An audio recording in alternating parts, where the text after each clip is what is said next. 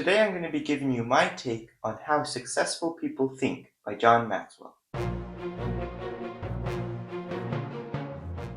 Welcome to my first book review. Each review I'll cover three main sections: a summary of the book, what I think about it, and how it relates to productivity and time management. Let's jump into what the book is about. As it says in the title, How Successful People Think. Now, it's nothing like this book or this book.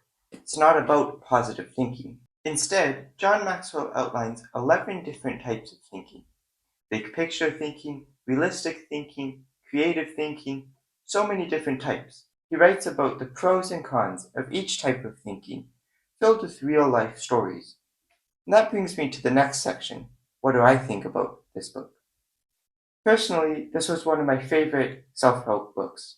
Why? Because it's short and impactful. This book is actually a condensed version of Thinking for a Change, also by John Maxwell, because he's written a lot of books.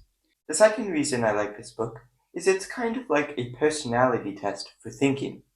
When you read it, you realize what your natural types of thinking are and which ones you should work on or which ones you shouldn't do. How does this book relate to productivity and time management? This book isn't exclusively a book about productivity, but there's still a few insights we can get from it. For example, if you're a strategic thinker, it might explain why you're good at planning and setting goals. Also, if you're a popular thinker, you might have to look at how much time you spend on social media, because that's popular these days. With those two examples, we can see how the way you think can affect how you spend your time. Overall, I think this is a great book and that you should read it. Because as it says in the first sentence, good thinkers are always in demand.